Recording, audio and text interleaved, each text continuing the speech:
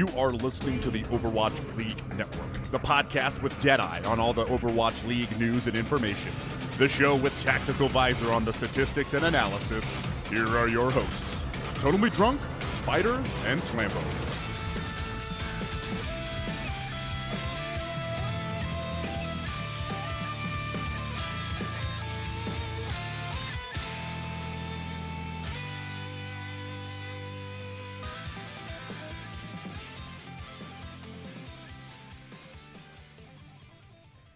What is up, guys, and welcome back to Overwatch League Network, the podcast with Deadeye and all the latest Overwatch League news, information, and esports analysis. I am your host, Simply Drunk, and tonight on episode 40, we're gonna go around the league discussing the latest Overwatch League news. Some Overwatch League teams find some new partnerships and collaborations. Dallas Fuel officially have an affiliate team, and we are going to take a look at what's going on with the Overwatch World Cup, because there's quite a bit going on there as we draw closer to the roster reveal deadline. So before we get into the news and introduce you to my co-hosts, I just want to take a moment to thank everyone who is hanging out with us here tonight for our live show over on Twitch, and of course, thank all of our repeat listeners. And as always, I do have a few friends with me here tonight to help break everything down. Up first, we have the man that was going full fraggy, basically chickening everything in his sight, my soulmate Slambo. Slambo, how are you doing tonight, brother? What's up, nerd? Dude, I actually really appreciate the call out to Realm Royale tonight. That was very nice of you, because just when you happen to tune in onto Inboss's stream, I went ham on that warrior. I was just throwing those axes and, making chicken dinner for everybody involved. So no, it was good. That was fun. But Totem, right before we went live, I was talking about, excuse me, how exciting it's been to have like this new LFG tool in Overwatch and to have this endorsement system. And I predicted whatever percentage of it would be retained when we were talking a little bit on stream on Saturday. But right now we're kind of in that honeymoon phase. Oh man, it's so nice. So anyway, really enjoying my playing Overwatch, but I am feeling a drought of watching my Overwatch League. I know there's plenty of contenders going on, but I can't wait till we get to this season playoffs and get into a little bit more of, some updates around the league. But man, can we just jump forward a week? If only, man. I mean, as much as I have a lot to do with that, there's a lot going on with contenders being, opening week, so I am all pumped for that. And we had a pretty hectic week just across the board in regards to Overwatch with, Seagull was streaming on the PTR with a certain, hero release on the PTR, which was interesting. But as you can tell, back with us yet again, after some shady dealings in the Abyss, we have Spider. Spider, I don't know if you, also made a trade with the Abyss, to basically put someone where you once were, or what the deal is, but welcome back, man. How's your week been?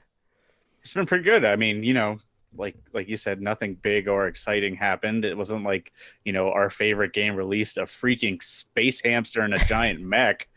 I mean, I've been pretty much glued to the PTR. If you watch the stream on Friday, that's, after a little bit of World of Warcraft, that's all I did was play Hammond, because like the rest of the community, I don't call him Wrecking Ball. I call him Hammond because that's his name. Mm-hmm. So, but yeah, it's been awesome. I'm excited to see, just what he brings to it. Personally, he's been the most fun to play out of any of the heroes released. So I'm really excited to see just, what some of these pros can do, because they did have some of that, pro scrims, like pro pugs the first day he came out. And like in the very first game on King's Row, like there's a big team fight, stuff's going crazy, and J3 or Jesus, depending on how you know him, jumped under the lip on point 3, and the enemy team called out. They're like, "Oh, he's resetting." He literally grappled underneath, came back up above, and then back capped. Like, it's just the amount of stuff you can do with him is crazy, and as time goes on, stuff's just gonna get crazier and crazier. So I'm excited for that. I'm excited for Path to Pro. I mean, we've had contenders pretty much all day today, and it even made it onto the launcher at some point. So that's big news too. So I'm ready to talk some pro Overwatch now that I've got the the space hamster out of the room. Absolutely. All right, well, let's go ahead and jump into the news as we go around the league in this week's Overwatch League news. So first up, we do have an upcoming event being hosted by the New York Excelsior, which they are dubbing the NYXL Homecoming.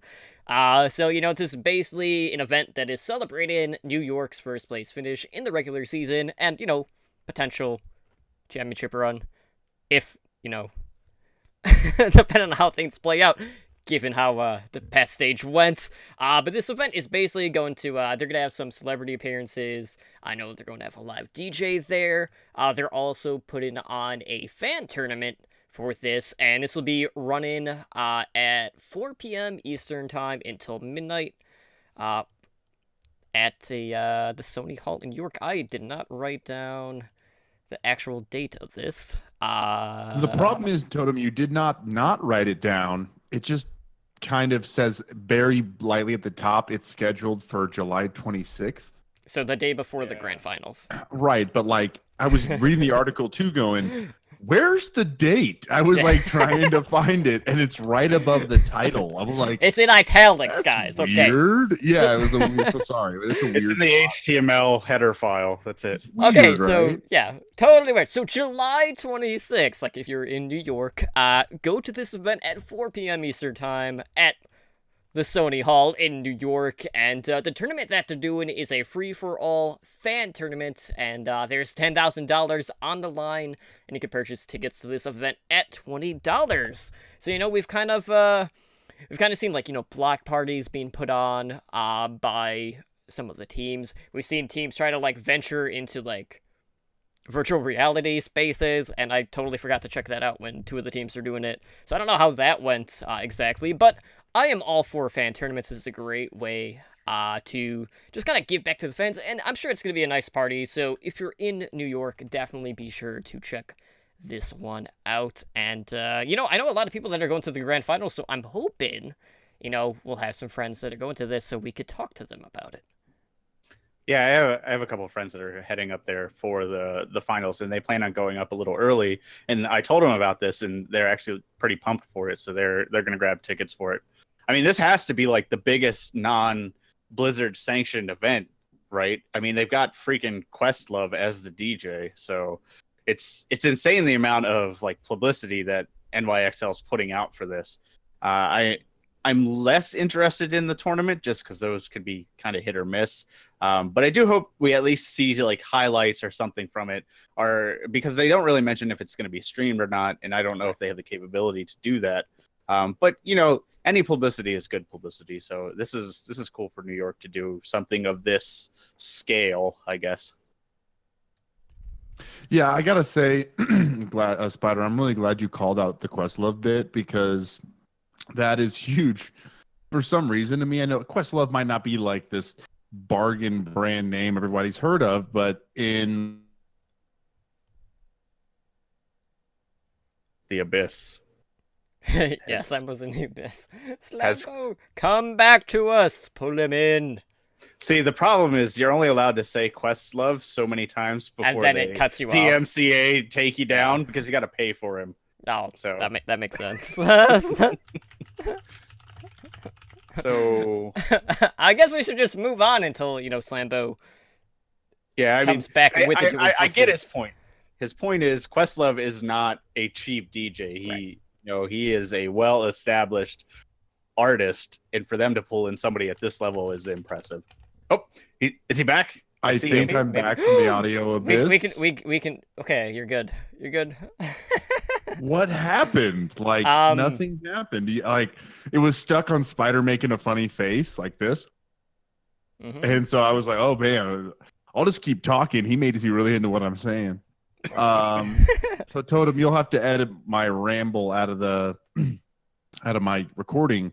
But what I will just kind of loop back and say really fast is that the tournament probably will be a mess. There'll be one standout team that will dominate throughout the entire fan tournament. So that bit will be almost pretty much locked up in a way, I'm sure. However, I think it's really cool, the New York XL's engagement with their fan base, really taking advantage of that large number of people who follow them already, not letting that momentum subside and not just kind of making any mistakes on that, right? I think that's really smart on their part to continue their momentum, because with the success of the team and success of events like this, it's creating long-term fans that are going to invest a lot of money into merchandise. And I don't know, that's just kind of what you need in each community are those passionate people that spread it from there. So they're doing just New York Excel primed to be one of the most popular teams going forward for the next 5 years. And not only that, but they don't have anyone that is specifically on block party status. So, all these players have seen plenty of play time, so fans are already feeling more connected just based off of that as well. But New York's not the only one who has been making some moves, because Philadelphia Fusion has partnered with Nerd Street Gamers. So this partnership is looking to develop players alongside the local amateur gaming network, which is NSG. And basically they are putting in the framework for advancement for esports competition and player development. Now, these two have worked together in the past. I know back in mid-February, the Fusion Academy team, Fusion University, had held open tryouts for Philly area residents.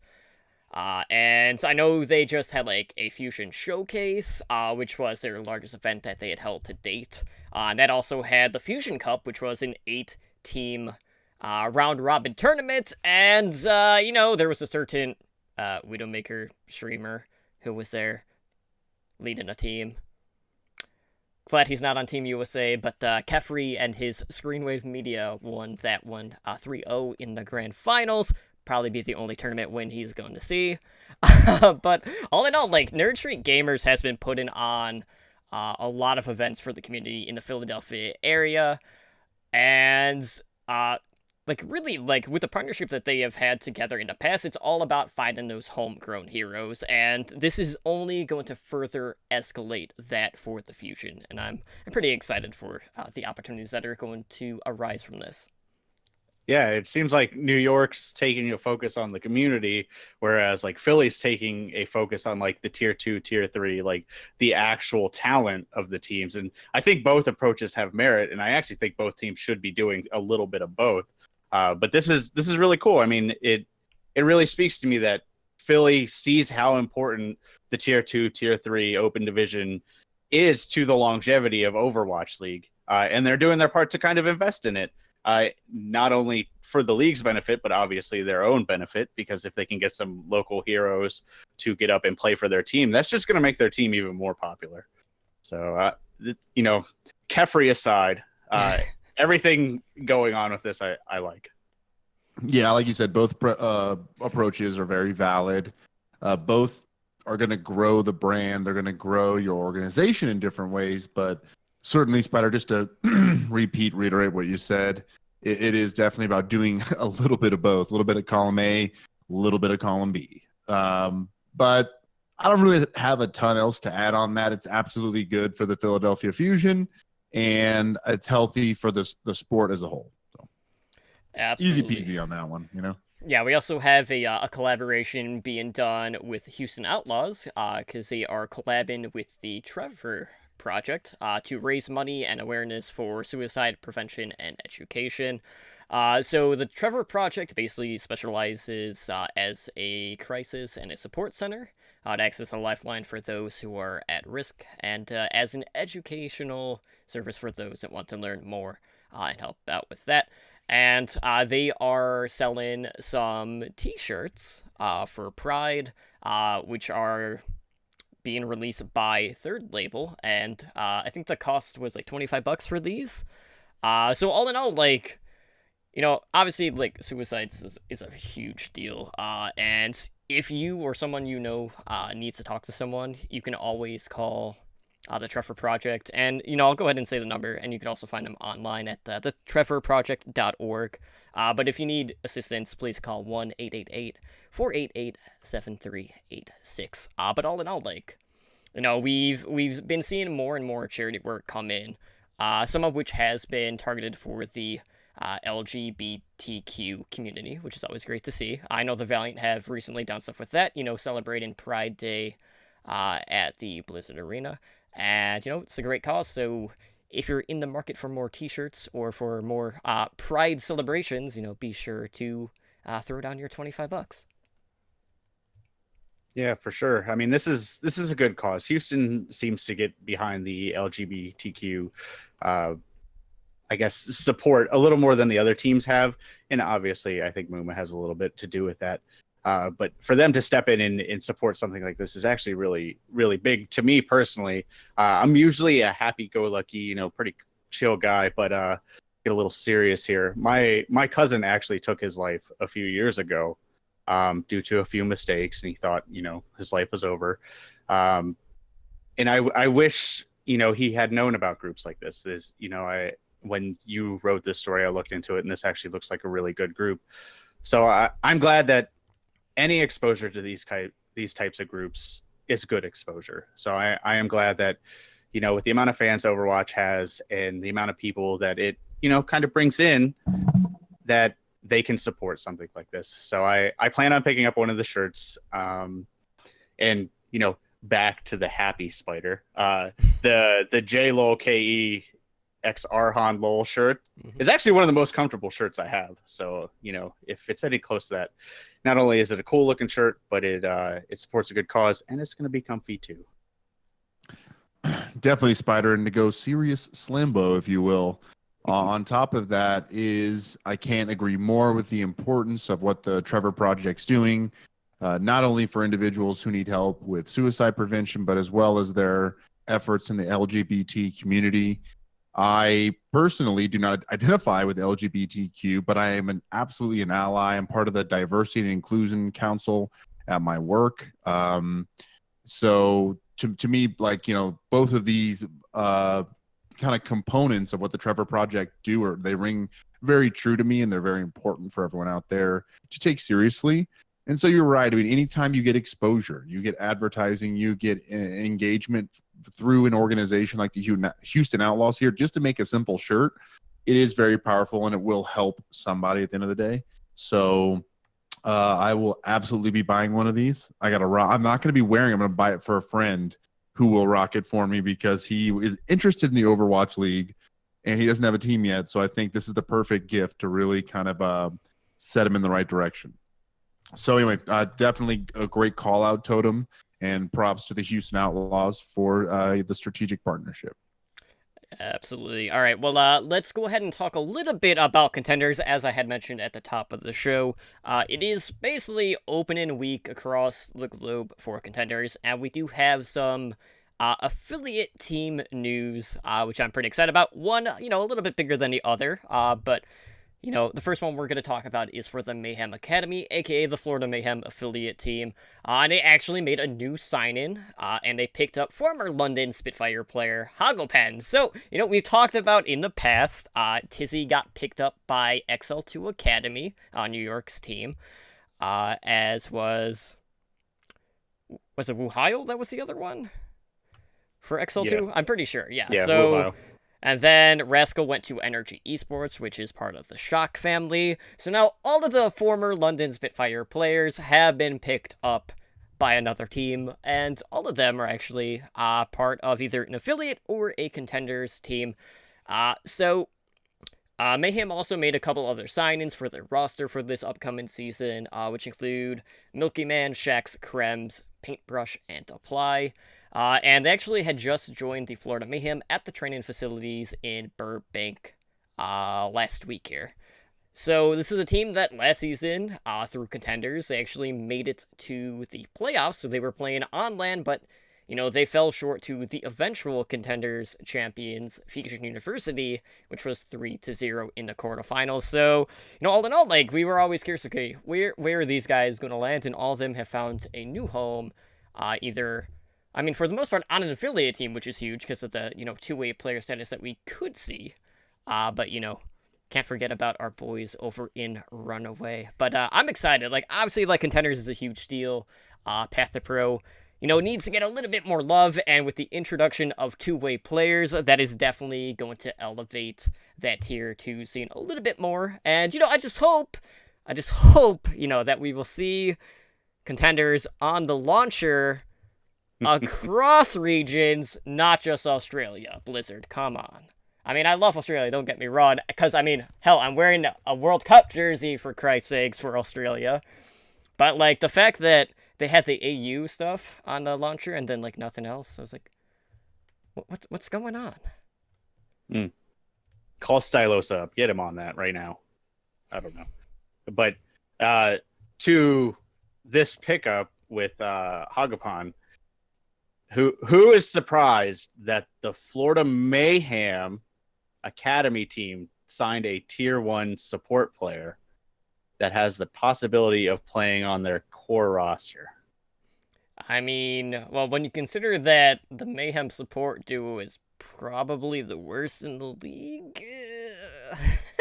Exactly. So I do not expect to see him on the Contenders team when season 2 rolls around. He will either be a two-way player or he will be on the roster, assuming things go well with the Contenders team. Who knows about drama, stuff like that. But assuming, things go well, I feel like he is definitely a shoo-in to be on the main roster. All of these London players, it shouldn't really be a shock that they found homes so quickly. They were all tier 1 players. London's bench was better than some Overwatch League teams. I mean, specifically one, but and he was very talented. He showed us early on that he was in the talk for one of the best flex support players. He fell off when London started doing the London shuffle. Never quite recovered, but the few times we saw him later in the season, he wasn't bad by any means. He just wasn't quite what London needed at that time. So I feel like he's a really good pickup for Florida, and moving him up to the main roster, assuming everything goes well, I think we'll see a lot more of him. You took the exact words, is that we called this, and it's no surprise. Like we said, every one of these players will land somewhere, some contenders, some not. But at this point, they all have a home, and we all knew that. So again, no huge thing. And then my joke is my note, which you pretty much said the same thing, but the only thing Hagapin did wrong was be on the same roster as Bedosin. Like, that's it, man.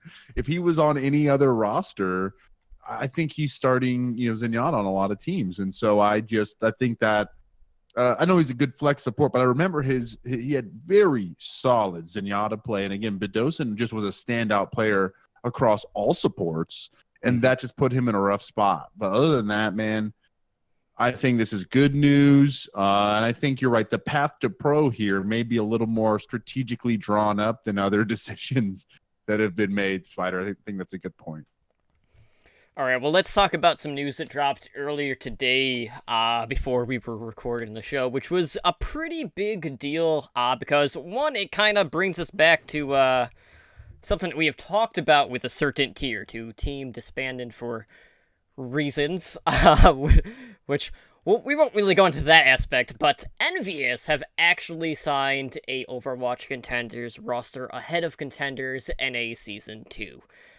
So Team Envy have signed 5 former members of Envision Esports. So that is Buds, Crimzo, Fire, iShotty, and McGravy. And returning to Team Envy is Tailspin, the OG Pharah God. Okay, so let's get it out of the way. Tailspin, for years, has still had the same Envision Twitter handle. So, 9,000 IQ there. He was just playing a very long con, longer than any Soul Dynasty, Playoff Hope con that there was. But, I am excited about this, because, Tailspin was one of the OGs. He played for Envious back in 2016. And, Contenders NA starts tomorrow. That is Tuesday, July 3rd. And it'll be going up against Sky Foxes, not Seattle Sky Foxes, because Sky Foxes actually dropped Seattle from their name, which kind of is a thunker. Maybe there might be a Seattle expansion team. Maybe not. But that match will be happening tomorrow, Tuesday at 7:45 p.m. Central Time. Now, obviously, Envious is one of the more storied, Overwatch teams in Overwatch history. This is a team that, going back a ways, they had won Contenders 2017 Season 1. That was after Envious came back from Apex, which in that prior season, they didn't do too hot in Apex because, NA in Korea doesn't always work really well. But they won the first season of Apex. They had taken the MLG Vegas 2016. And with this signing, that means now that there are only 2 Overwatch League teams that do not have an affiliate team. And that would be the LA Valiant and the Seoul Dynasty. Now, I don't remember them listing the coaching staff. I am hoping Rolfgator is still with this former Envision roster, just because it kind of draws back to our former Rogue, coaches and members going to the Envy family, which is always a fun thing to bring up. But all in all, this was a big sigh of relief from me, because I was really worried that, this specific roster wasn't going to get picked up in time, or just not being able to sell their slot. But Envious has stepped in. They have a really solid team. We get the return of Tailspin. We get to see more of Crimzo, who is definitely one of the standout flex support players in Contenders just across the globe, and I couldn't be happier. Yeah, I mean, Tailspin's back. That's awesome. He was always one of the most entertaining TBS to watch back in the OG beta days, and even into Apex Season 1. And with the prominence of Flex DPS coming into play, especially with Hanzo and players like Hydration, Agilities, Libero, you got Hanzo, Pharah, Doomfist. You've got a lot of options for Flex DPS now. So I'm interested to see what Tailspin can do now, because we knew what he was capable of. But we've also seen a lot of the old guard kind of fall off a little bit. We've seen Tavik struggle. We've seen Taimu struggle. Mr. Good Aim himself, So there have been problems with the old guard. So I am glad to see him come back, but I'm hesitant to see what he can bring, because he hasn't played pro in a while. And the game has changed significantly since he played last. So I'm hesitant. I'm excited, but I'm hesitant to see what he'll do.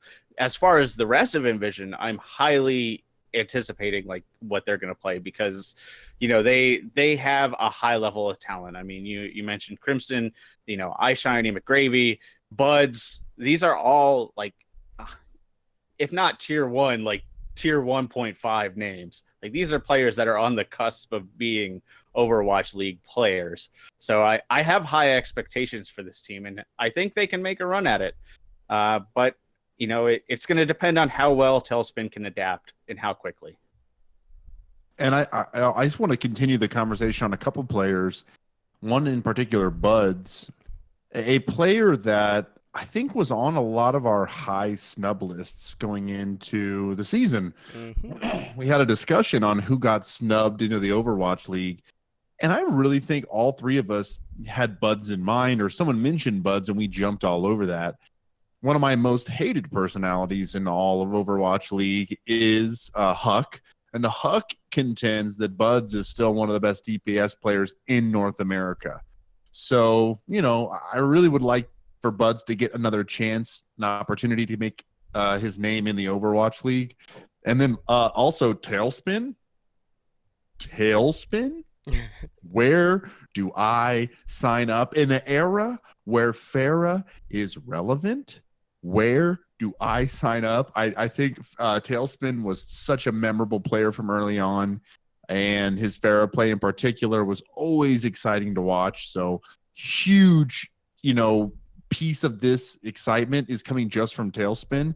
And then, like you guys said, fill in between a lot of great names. So a roster, I think, will have fairly high expectations for a contender squad, and have a name that really, I guess they should have those expectations with that name, that organization behind them. And cross my fingers it goes well this time. But hey, this is not the end for Envious, but we thought it was. Remember when this was all done? We're all like, this is the end. This is the end of their Overwatch. We thought it was over, but they're back. We were playing the Swan Song, getting ready to light that candle, and sure enough, they signed Envision Esports. And yeah, like McGravy is one of those off-tank players where, honestly, I love Mickey, don't get me wrong, but McGravy could easily start over Mickey on the Dallas Fuel roster. And, Bud's pretty confident he'll probably be one of the 4 DPS for NA for the World Cup. But I'm excited. Obviously, we're going to see our first look at this new roster. And, it is interesting because, obviously, with the PTR, we saw, some hit scan players getting buffed as well. So kind of like peering like further into the future, I'm curious to see how exactly that's going to kind of unfold, knowing how much mechanical skill we have been seeing in the Overwatch League and in Contenders. So, it'll be an interesting upcoming, 3-6 months to see how kind of all of this is going to unfold. But I'm very happy for this one. And yeah, we'll get our first look tomorrow night. And we'll go ahead and we'll jump into our main discussion for tonight, which is going to be all about the Overwatch World Cup. So we got a couple of updates. For one, we have World Cup venues and dates that were announced. So tickets have gone on sale for the Overwatch World Cup group stages. So we will have the tournament being held in Los Angeles, Bangkok, Paris, and Incheon, South Korea. So we will have 6 teams competing in each group stage over 3 days of competition. So we will have 2 teams out of each group moving on to the main stage at BlizzCon in November. So for South Korea, they start things off on August 17th, that runs through the 19th. And we'll obviously have the home team, South Korea, looking to defend their home turf against Russia, Japan, Finland, Taiwan, or Chinese Taipei, depending on how you want to say it, because they go by both, every time they do the World Cup, as well as Hong Kong. Okay, guys, so let's kind of look at this field here. So we've talked about the Finland team, because that's a pretty stacked team overall. Chinese Taipei is always one of those really scrappy teams. Hong Kong has kind of always been tier 2-ish South Korea type methodology when it comes to Overwatch, but not quite where the tier 2 Korea teams are. And Japan has always been a scrappy country as well in Overwatch. So obviously, South Korea, we don't know who's on their roster. I think they're announcing tomorrow, if I'm not mistaken. It might.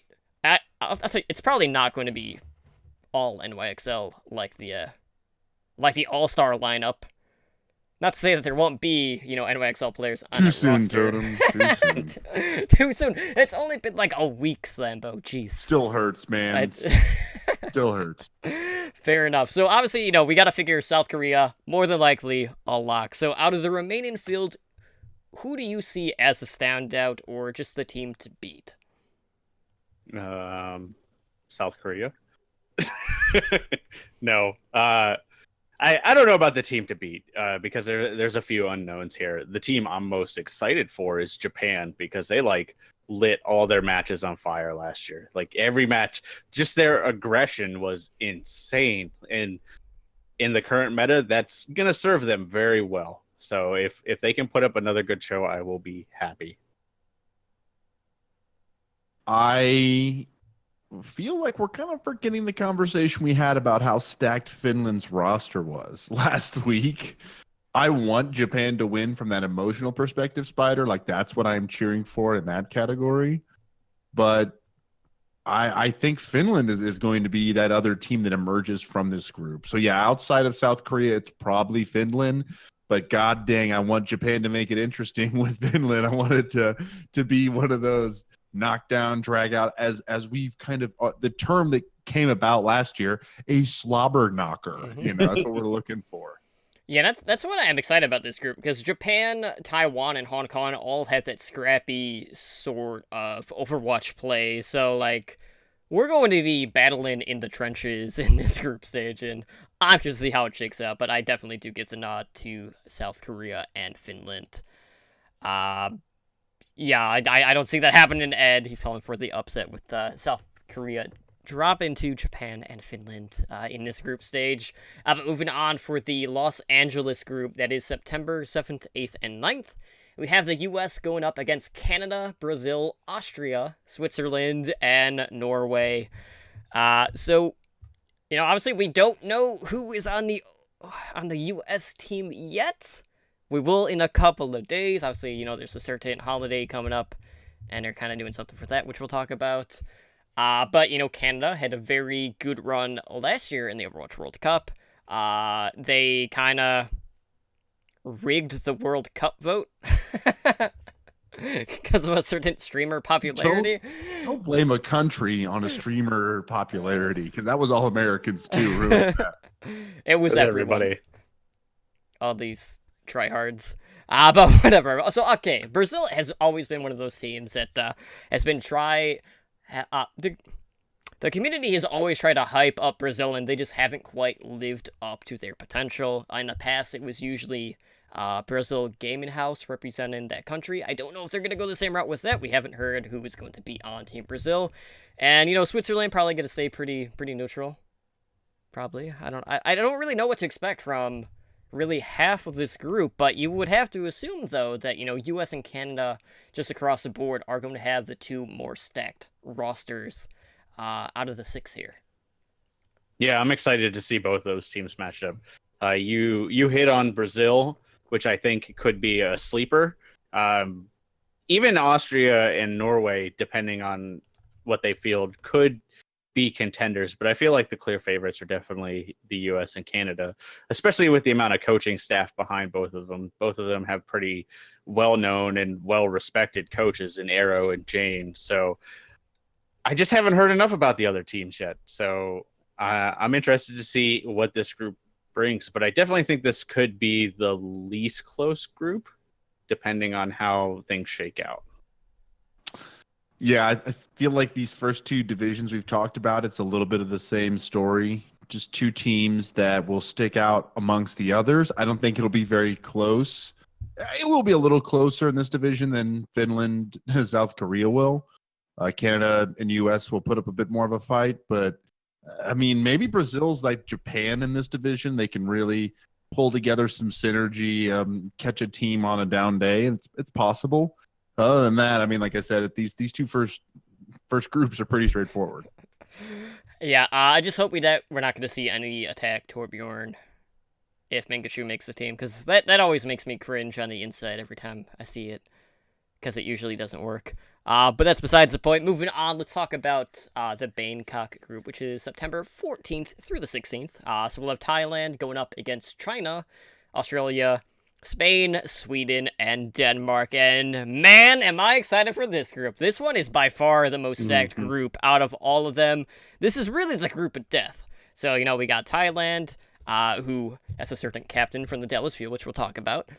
We have China, who only has one Shanghai Dragon on the roster, because the rest are on reserves. And if you don't know who is on Team China, it is Zhu Fanjun, aka Sky, if you go by his OWL name, and really not surprised to see that he's the only dragon there.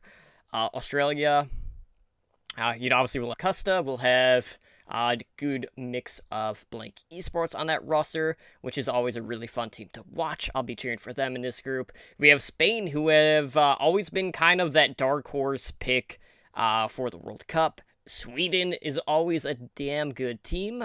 They've finished third in the past two Overwatch World Cups, so that is definitely worth noting. So that's going to be another team who we actually know who's on that roster, which we'll talk about here after all of these groups, and they are looking pretty damn good as well. So all in all, you look across the board, and I honestly don't know who's going to take this. Thailand, I'm always hesitant on, just because I don't feel like as a country they have as much star caliber play in regards to the teams that they could pull from, which we'll talk about that roster here in a second. But if we're just going based on sheer talent alone, I would think that Australia and Sweden would probably be the teams to beat in here, but there can be a number of close calls and upsets in this particular group, and, that's really going to help elevate just the entire experience to see who makes it out alive, because really, I could see any one of these teams making it through, except maybe Denmark. Denmark's, really the big question mark for me in this pool. Yeah, same thing. I think you hit on the clear like front runners of what we know to expect, like Australia and Sweden, but like you also touched on, Spain has been that like resident sleeper. Like last year's World Cup, they put up a great showing, and the year before that as well, even when it was like fan voted. So I expect this to be a very close group, because if China can field its best players, unlike its Shanghai roster, they can compete. If Australia fields what we know they're capable of, they can compete. Same thing with Spain, same thing with Sweden. So the only two question marks really are Thailand and Denmark, which Thailand has a good captain. So we would hope that, we'll talk about it a little later, but we'll hope that he'll be able to put together a at least decent team, because he's had good success in World Cup before. So it's really Denmark. Like, we'll see. I am excited for this group, and I am really excited for this group because it's in Bangkok and not Katowice, because then I don't have to say Katowice anymore. That is always a win, Spider. I guess the only thing I could really add to this conversation is my biggest question is the team that comes out of this division like iron, iron sharpens iron. Are they now the new team to beat in the tournament, or are they just a jalopy of a car just running on one tire with nothing left in the tank? I mean, even though there's such a gap in between these qualifying rounds and the final, I just feel like if you can make it through, the team that makes it out through this is absolutely a contender in the Final Four, because, again, of how close and fun this division will be. And absolutely, just not really sure how it's going to turn out. We really don't have any clue. So that's, I guess, what makes it the most fun. Chaos. Chaos is a ladder. The ladder. Game of Thrones quote. I'm done. I'll sit down. Well, you already were sitting down, but that's besides the point. All right. Well, in the last group, which is going to be hosted in Paris, France, this is September 21st through the 23rd. This is the only one that tickets aren't on sale as of yet, but France will be going up against the United Kingdom, Poland, Italy, Germany, and Netherlands. Okay, so last year, we saw the swan song of Rogue. And since then, we've seen kind of Rogue, dissolve. We saw, members go to the Overwatch League. We saw some members go to an all-French roster in Eagle Gaming. We've also seen some other French players kind of rise up in contenders. So I really don't know if we're going to see, majority of Rogue back for this, or if we're going to get a nice mixture of everything. But, based off of the names that we've seen in the Overwatch scene, the United Kingdom is going to be a pretty stacked lineup. I'm looking forward to seeing Cruz play for Team UK. He's always exciting to watch. And I'm expecting good things out of France. It's just a matter of which way are they going to go. Would I love to see Rogue, competing again? Absolutely. Do I think it's going to happen? Probably not. They might take maybe half of the core roster from that former lineup. But I think at this point, the likelihood that we will get, 5 or 6 Rogue players seems pretty dismal at this point, I'd say. Yeah, I mean, has Nox even been playing on anything? I haven't seen him on a roster, although I haven't kept up with Contenders EU that much, which I plan to fix in Season 2. If they would put it on the launcher. I'm just gonna keep hammering that home for you, Totem. But yeah, I think this is a pretty close group, but I don't feel like any team in this group can stand up to most of the teams in other groups. Like this is kind of the group that I feel like you're gonna fight tooth and nail to get out of this group, and then you're just gonna get eliminated in the first round. Yeah. Come on, man, that's messed up. You don't gotta say that. Someone's got to play like that. I can't be as heel as Monty, but someone's got to play that role. Yeah, you're right. Somebody needs real talk. Well, you do. To answer your question, Spider, Nox is on Eagle Gaming, which was the all-French lineup that I was talking about. That's right. He was on Eagle Gaming. But I don't know. I don't think France is going to be the front runner this year. I think Rogue really kind of put them in this automatic winning zone that we assume they would all be in that top four, top eight. We just, that's going to be it. There are more question marks, not only with how the roster will shape out, but how that roster is going to perform to me. And so I almost have no faith. It's almost the same as any other European country's kind of ragtag group of players at this point. So this is a more fun division to watch this year in comparison to others. I will say that I think the team that's going to surprise a lot of people is the United Kingdom. They've got a lot more names on that list this year than I remember them ever having, a better presence. But we'll see how this goes forward. And, I always love watching me some Boombox. So go UK.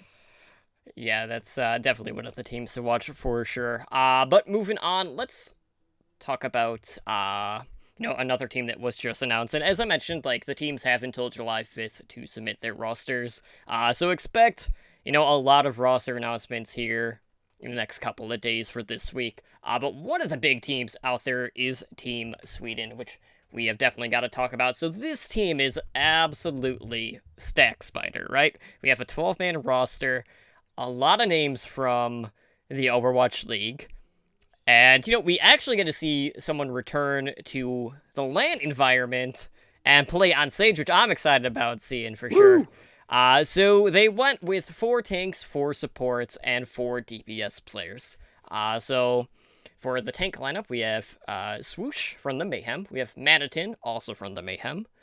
We have Nevix from the Shock. And then we have Reinforce straight from the analysis desk back, so we can finally get some justice for Reinforce. I'm sure he's like so ecstatic about this opportunity just because of what kind of transpired last year for the World Cup, because there was maybe a little bit of shadiness going on there. So I'm really happy to see him get an opportunity here.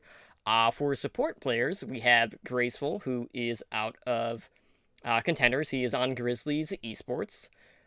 We have Luddy, who is from Angry Titans. That is Mendo Kusai's brother. So he'll actually see play, unlike Mendo.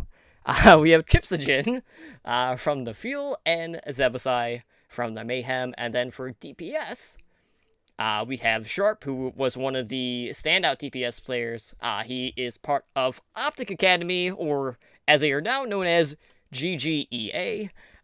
We have Snillo, who is from the Fusion. We have Tvik from the Misfits, and IDDQD rounds out the 12 from the Shock. Whew. So, as I mentioned, like Sweden, this has been a team that always has a deep run in the World Cup. They have finished in 3rd place in both World Cups that we have seen, both in 2016 and 2017. And all in all, I don't see this year being any different. This team has a lot of potential.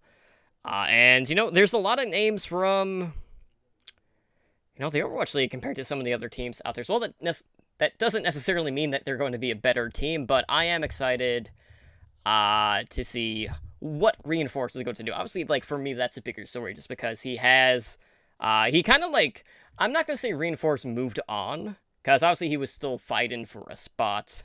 But he was always part of the analyst desk. So for him, this is an absolute monster opportunity. So he's going to make the most of it. And who knows, what could transpire from something like this, because this could be a good call out for, an expansion team to maybe, give Reinforce another look to get, a roster spot for the Overwatch League. Yeah, it's definitely a huge possibility with as competitive as the main tank role is. I just hope we don't see him get subbed out for Swoosh again like we saw last year. But yeah, this is a super stacked roster. I mean, Sweden's a stacked country. The only thing that worries me about this roster is their support line, because both Chips and Zebasai kind of struggled during the Overwatch League. So it's going to fall on, Graceful and Mendo Part 2, Ludi, to see if they can pick up the slack. And speaking overall of the World Cup, the skill gap has become a lot closer thanks to Overwatch League. So expecting this stacked of a roster to get 3rd place isn't unreasonable. But you also have to take in the fact that it's going to be a little harder than it was in previous years, true. because there were always the more dominant teams in the previous year, whereas now the talent pool is kind of, condensed together into this, one little ball. So I feel like it's going to come down more to teamwork than individual skill this year. Whereas each year in the World Cup, it kind of deviated further away from individual skill. We went from watching Zumba jump through a window on Eichenwald to make a huge play to, this year where it's going to come down to who can land, the combos better, who can set up the staged defenses better, which I'm all for. But I don't want to downplay this roster. I think, including Reinforced, this is a very stacked roster, and I hope these guys do well, because there are some tier 2 players that, could get Overwatch League jobs out of this. Yeah, I'm really excited, hopeful for this roster. Just that's kind of my first words I would say when I take a look at it. But that Reinforced pick just jumps out to me as such a great narrative, such a great story, somebody who's beloved, who's enjoyed by the community, an analyst, a fun, really kind of person in the community. Really, I've enjoyed some of the things going on in that house with him and Bryn and Sideshow. That's some of the best stuff out there when it comes to content that I the type I enjoy. Bunch of weirdos. So a player I certainly enjoy as a spectator, but really an opportunity for kind of a comeback story, even though Overwatch has only been out a couple years. We kind of looked at Reinhardt as someone who transitioned, Reinforced. I really think of him synonymously with Reinhardt as a side note. But someone that kind of makes that transition and Reinforced from player to analyst or on the desk. And to go back into that is not something we always see in traditional sports, and something we can see more of in esports just because of there's not as much wear and tear on the human body. But I don't know. I think that's going to be a really cool opportunity for Reinforced to show his will. But with or without him on the roster, it's a good roster with a real chance to do something decent in this next World Cup. Yeah, absolutely. So we'll see how good this team is going to be. Obviously, they do have a pretty the DPS line is curious to me. Obviously, because IDQD, didn't get to see a ton of playtime with the Overwatch League so far. Tavik has kind of seen a little bit of fall off. Sharp has definitely been one of the best DPS players in contenders. I don't think he's quite at Bud's level all in all, but Sharp is a very young kid, and this is an absolute monster opportunity for him. So I'm hoping he gets to see a little bit more play. But, Snillo has really been one of the standout DPS players, for the Fusion, because, really, their DPS core has been absolute monster pretty much across the season, and he's really stepped into the role quite well. But I'm hoping we get to see a little bit of Manitin on the Roadhog for the World Cup for this. So definitely a team to keep an eye out. So as we mentioned, for Thailand, they actually have announced their roster, which is a mixture of both Mega Esports and Xavier Esports, and their captain is Dallas Fuel Flex player Mickey. Okay, so I was kind of going through this roster, and probably a lot of people aren't going to be familiar with that country or that country's players. And Mega Esports has been one of the more prominent Thailand rosters out there. But in regards to the roster itself, if you're looking for standout players, the two names that definitely come to mind first for me, based off of what I have seen in contenders and in years past, we have Saiyajin God, who's an absolute beast. I'm pretty sure he was playing off tank the last time I saw him. So that might be kind of iffy just because of Mickey's the team captain. Unless he's playing Brigitte, then Saiyajin God might not be on that role. But Aputo is the other name that stands out here. But, it's important to note, obviously, Mickey's really, the most well-known player in that country. Obviously, he's got probably the most fanfare. But, Thailand was really the team early on that brought, just this level of joy to the World Cup. Obviously, with all their camera shenanigans, whenever they were mountain and doing pictures and shit, it was fantastic. So no matter what, this team is going to be fun to watch. They're always in it to have a good time. And, the camera just loves them. So I'm looking forward to seeing what they do. But obviously, they're kind of in that group where we don't quite know what's going to happen. Because we do have a lot of dark horse teams in that one.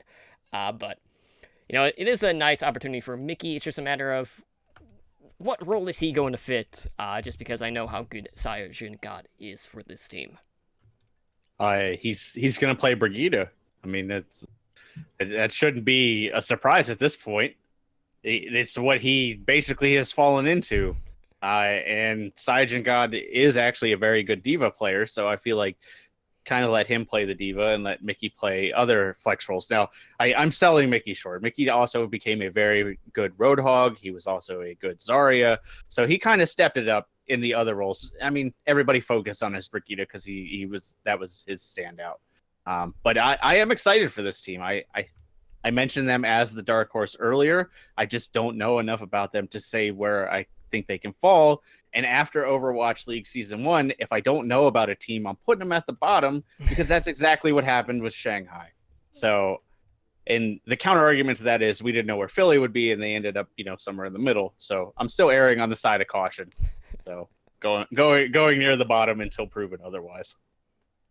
Yeah, win, lose, or draw, this team is going to be fun to watch. Mickey brings that energy. I know, Totem, you're saying Thailand did that, but Mickey felt like the leader and the captain of that Thailand team before we ever knew he was the leader and the captain. Just like you said, how captivating he was on the screen, and the team is really following his lead of his jovial personality. So just, credit to Mickey. And Mickey is a part of this squad and the captain of it. So not only is he now in that metaphorical position that he is in the literal position. So he's going to be able to really call some shots and bring his expertise and elevate the other players. Really, though, not enough time to make enough synergy to make that final push over a team like South Korea, and not enough players in this roster to really contend with a lot of those one-on-one fights they're going to run up against. So I'm cheering for this team a lot. They're a favorite of mine in a way, but I don't expect them to make it into the top 8. Sorry. Yeah, I can see that, but you also have to remember, going back a couple of years, a lot of these players who were on the same roster together, Mickey included in Team Weed Time, kind of going back to 2016. Pudo. I remember Pudo. Way back, so, it's a little bit of a homecoming in that regard. So I'm sure, the synergy isn't going to be completely gone, but, it has been, a fair amount of time. But yeah, definitely, I really hope we get to see a ton of Mickey on Regita, just knowing, because, every time I watch Sayajin God in Contenders on the Diva, basically any time he launches a self-destruct, he's getting kills. And it always stands out, because practically every time he does it, it happens. So, he's definitely the player to watch, which brings us to Team USA. So it was announced early today that we will be having a live stream on our Independence Day on July 4th, and that will be starting at 2 p.m. Pacific time on Wednesday. So basically, the team is planning a 4th of July barbecue party, and they will be revealing the Overwatch World Cup roster for Team USA on the stream. Now, we know, we're probably going to be seeing, a final 12 players. We've kind of, hinted at about our picks all in all. So I just want to kind of go through and get our thoughts on who we think will be the starters. I don't expect all of us to throw out the complete final 12. I know on my list I have all 12 players and I went 4-4-4. But in regards to the tank line, this is always the one that's probably going to be the most talked about, I feel like, just because, Muma and Coolmet have been such a staple tank duo with the Outlaws, and it can be argued that it's hard to kind of break that up, but as we have seen very recently with the LA Valiant, Space has really kind of driven the nail home on this. He has been the standout off-tank player in the Overwatch League, putting up such absolutely astronomical numbers on that position that, I can't see the off-tank role going to anyone but Space in this situation. So I think for our tank line, we'll have Muma on the main tank. Space is likely going to be our off-tank. But, maybe for backups, like I would expect maybe some contenders talent. I know the two standouts that I had selected were Gods from the Gladiators Legion. And Beast Halo from the Fusion University, but all in all, like the tank line is probably the closest one, just because there are quite a few options, just kind of across the board.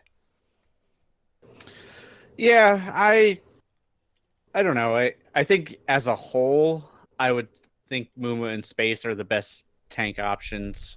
I'm kind of up in the air on the rest of the roster. I don't quite know where I fall. So I think Sleepy and Elk would be my picks, but I also can make a case for Moth. I don't see Raucus just based on what we saw at the end of the league. He wasn't quite a standout for me. And for DPS, I am keen on all of them, but the one I'd really like to see is Hydration, because Hydration near the end of the season really stepped it up. And I made this point earlier is, flex DPS is very important right now. And if you have somebody that can play, any number of heroes, including, Doomfist, that really brings a lot to the team. So if Hydration makes it on, the full roster, the starting roster, I think that'll help this team overall. I really don't think I have any other, major arguments or people to add in to the mix. I think it will be Muma in Space. I think Cool Matt will then have a spot on the roster as a backup. And I know we weren't supposed to talk backups, but I just kind of had my own thoughts too. And then, I'm not really sure if there's room for him, but we may see like Super possibly as another backup, or Fact Fiction as like kind of that backup roster tank spot. But those are some honorable mentions, if you will. But it's really very close, like you said, between Cool Matt and Muma in Space. It's tough. Yeah, like the DPS core is kind of, I'm not quite sure what to make of it, because obviously, like, Sinatra has kind of been like our go-to Tracer player. So I feel like his spot is probably the safest, which kind of like brings us to like that flex DPS role. And we got a little bit more options there. Obviously we got like Dante. We could always use a hit scan, so like maybe Baby Bay would be in discussion. But I'm like, well, who would I favor in a Widow duel? Like, would I go Zachary from Fusion University? Would I go Baby Bay? Like, Hydration obviously has a ton of flexibility, so I think he's definitely going to be in the final four for the DPS. But like, there's so many good options, and a lot of them are out of contenders. But like for my starters, I pick Sinatra and Zachary for the duo, with Hydration and Dante being the other two. But like all across the board, it's like I don't feel like I'm going to be disappointed with whoever they select. Obviously, we're not going to have Jake, as he had announced prior that he's not going to be trialing for this World Cup team. And I'm not sure if Siegel was part of the tryouts either, because like that was always one of the other big question marks in regards to a flex role. It doesn't seem like it based on his scrim, or not his scrim, his stream. I've been watching his stream pretty consistently, and he's made like no mention of it. And he every time someone asks him about World Cup, he's like, "You just have to wait and see." Like, so it seems like if he was a part of it, he's either not anymore, or he'll be like a sub player at best, because it seems like he's really kind of focusing on his stream and stuff like that again. So I don't expect Siegel to really be on the team, as sad as that is. All right. Edenart, no. We'll see whether or not he makes excuses if he loses to Jonak by saying Sinatra's name in the podcast. But that is another story for another time. But with that being said, guys, obviously, next week is going to be a bigger episode, because, that will be playoff week. We got some quarterfinals coming up, which we're definitely going to be deep diving into on next Monday's show. But with that being said, we're going to go ahead and close things out for tonight. So if you want to help out the show, one of the best ways to do that is to go leave us a positive review over on iTunes. We're always looking for ways to make for a better listening experience. So if you guys want to see, maybe some format, changes, or maybe you have something in mind for segments, we'll be glad to talk to you about that. We also have our podcast directory, Overwatch Recall. So you can find a listing of all of the Overwatch League, Path to Pro / Contenders podcast over on our website. And then every Sunday, we post the episodic listing. So be sure to find Overwatch Recall on Twitter at OW Recall. And, you could always find it on our website. But if you're looking for the base directory, it's owlnshow.com /OW Recall, with the weekly listings at owlnshow.com /weekly recall. But with that being said, Spider, why don't you go ahead and let our listeners and viewers know where they can get a hold of our podcast over on the social media. Sure thing. If you'd like to reach out via email, you can do it at contact@owlnshow.com. You can find us on Twitter and Instagram at owlnshow. As Toto mentioned, you can check out our website, www.owlnshow.com.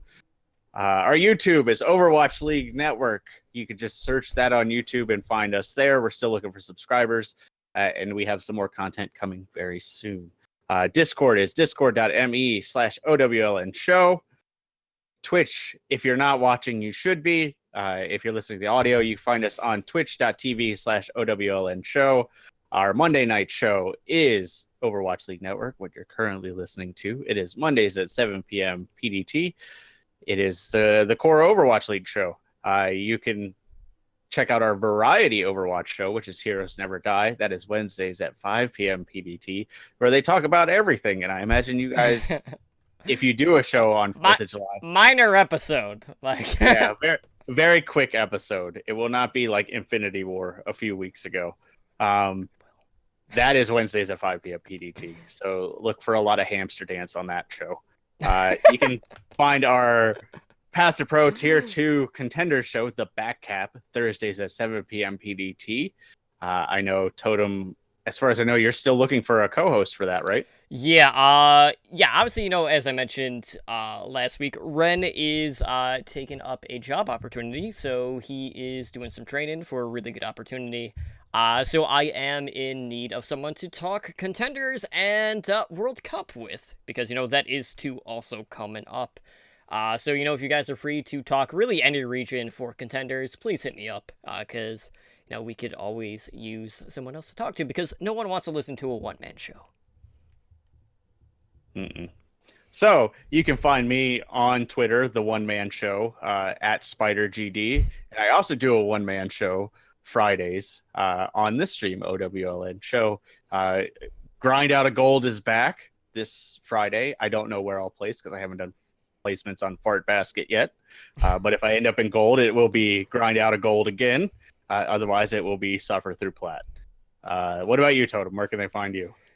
Well, you can find me over on Twitter at StumblyDrunkCTR, and I'm live here 3-4-ish nights a week. Obviously podcasting and doing a host stream on Saturdays. But Slambo, since you're still here and not in the abyss in any way Not right the abyss. now, where can people find you over on the social media? You can find me at headache.com on headache/headache/headache. I'm sorry, I blacked out. You can find me on Twitter at SlamboOverwatch or twitch.tv/Slambo. My eyes hurt, guys. I need to go to sleep. But it's been a great show. Absolutely. So let's go ahead and get the heck out of Dodge for tonight, guys. So I hope you guys have a great 4th of July. Try to be careful around the fireworks and the drinking, because, things could happen there. So You go tell me what to do. Yeah, I mean, it's America. We kind of do that. But that's besides the point, guys. We'll see you back on Wednesday, maybe, if you're around and not doing anything on the 4th of July. When Editor and I break down, kind of the massive patch that dropped on the PTR, because, there may have been a Hero 28 release. And we'll probably also know the World Cup team for the U.S., so we'll definitely talk about that, guys. Have a good night. America. Thank you for listening to the Overwatch League Network. Be sure to follow the show on Twitter at OWLN Show. The theme music for OWLN is the main theme and victory theme guitar remix by Michael Mack.